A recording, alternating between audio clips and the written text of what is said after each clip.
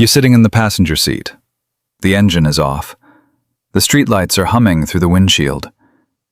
You just tried to talk about where things are going. Now there's this heavy quiet. Not peaceful, just thick. You look at their hands on the steering wheel, knuckles slightly tight. You realize you feel completely alone in a space built for two. Why does this keep happening? Am I asking for too much? Did I just ruin it by trying to fix it? Am I the problem? Listen, the relationship didn't fracture because your love faded. It fractured because your nervous systems are reading each other's signals as threats. You're not failing at love. This isn't a sign you chose the wrong person. Every couple that has ever loved each other has stood exactly where you're standing. By the end of this, you'll understand exactly how to shift an avoidant partner's nervous system from defensive withdrawal to deep, quiet respect. Without chasing, without begging, without shrinking. Let's get into it. Most couples believe respect from an avoidant partner comes from drawing harder lines, demanding more consistency, or proving your worth through endless emotional labor. But the real truth is, respect isn't negotiated. It's regulated. Your partner's nervous system is reading you before their mind can catch up. When safety leaves a relationship, the love doesn't disappear. It goes underground.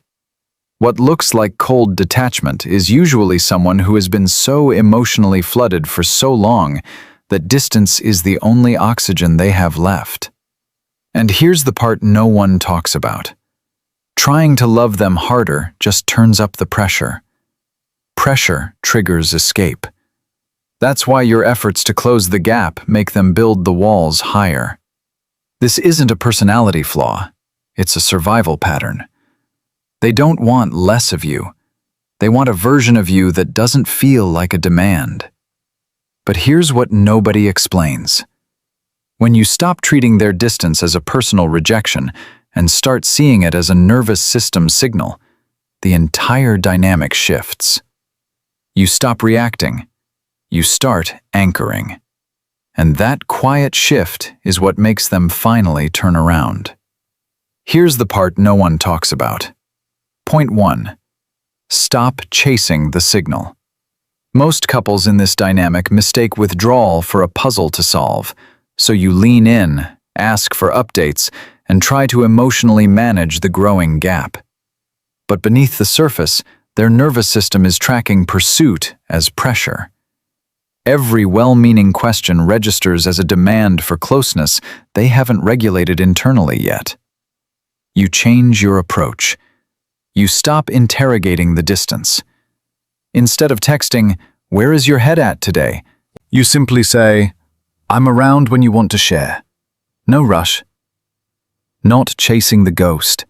Not forcing clarity. Not turning intimacy into an interrogation, but offering steady presence instead.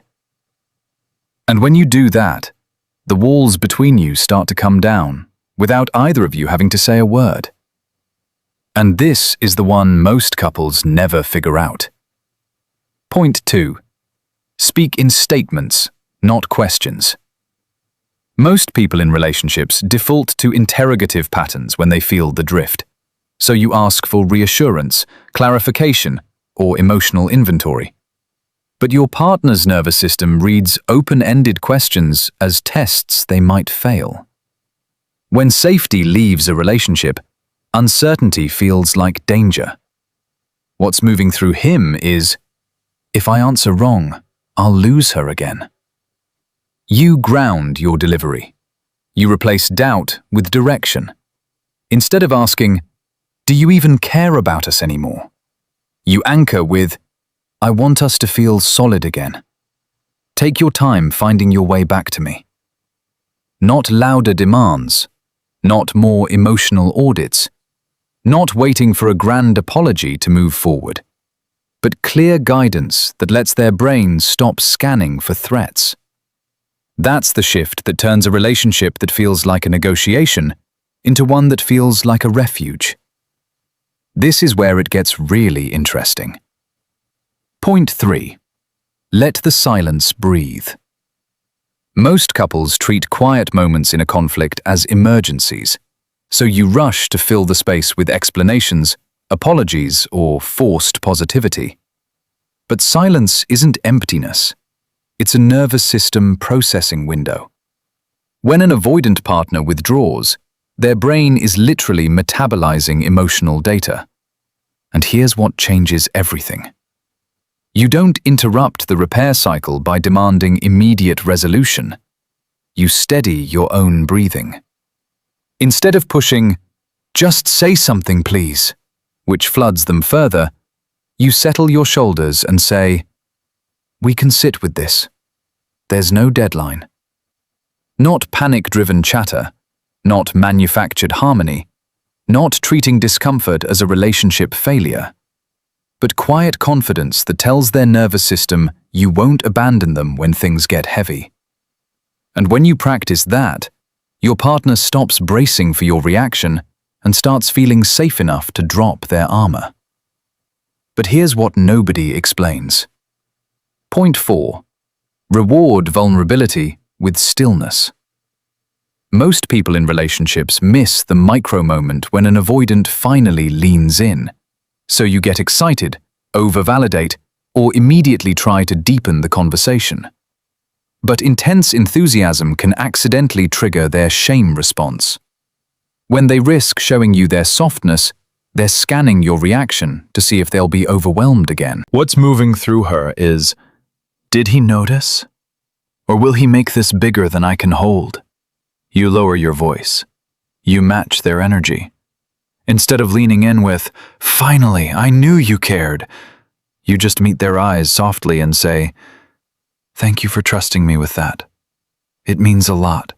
Not grand praise, not turning it into a milestone, not making their courage feel like a performance, but steady presence that tells their nervous system their truth won't be used against them. That's when your partner stops feeling like a problem to manage and starts feeling like a person to come home to. Here's the part most channels gloss over. Point 5. Anchor your worth outside the dynamic. Most couples fall into a pattern where your self-esteem becomes tied to their availability. So you adjust your schedule, suppress your needs, or walk on eggshells to keep them close. But emotional availability cannot be forced through self-abandonment. Your nervous system registers your own desperation as instability, which makes their avoidance tighten. And here's what changes everything. You stop making their presence the sole measure of your worth. You protect your own rhythm. Instead of canceling your plans because they text, "I need space," you gently reply, "I understand. I'll see you tomorrow." And actually go live your life. Not playing hard to get. Not withdrawing in retaliation, not turning independence into a weapon, but becoming the kind of person who is whole with them and whole without them. And when you do that, the longing in their chest finally shifts from fear to genuine respect.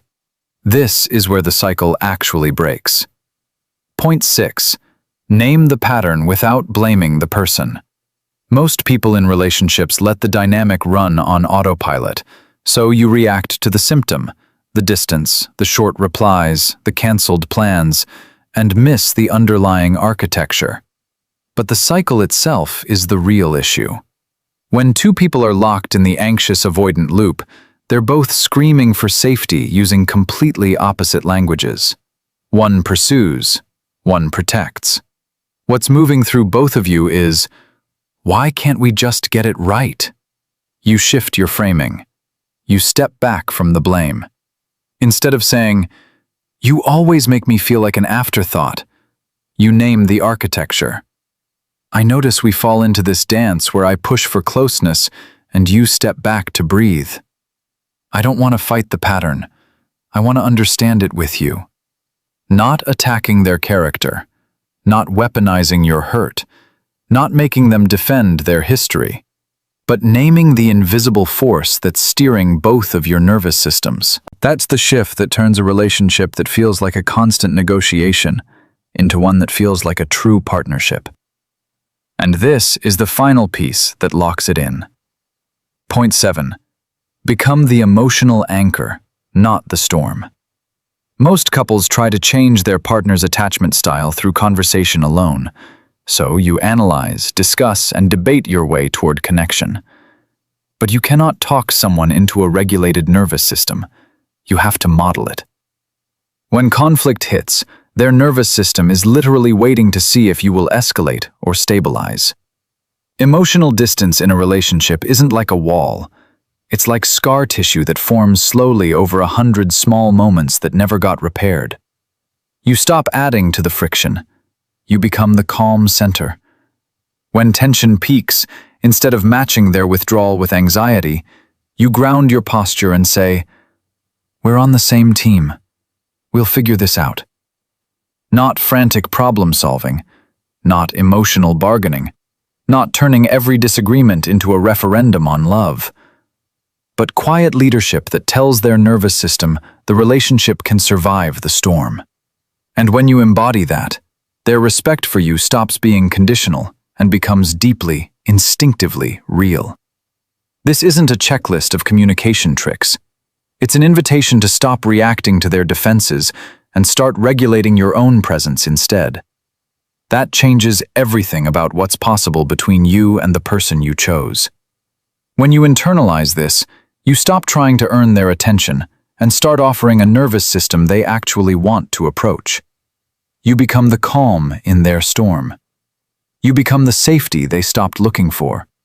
And your partner will feel the difference long before they ever put it into words.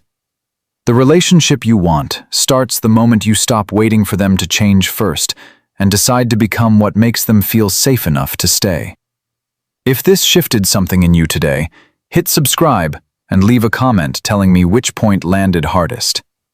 I'll see you in the next one.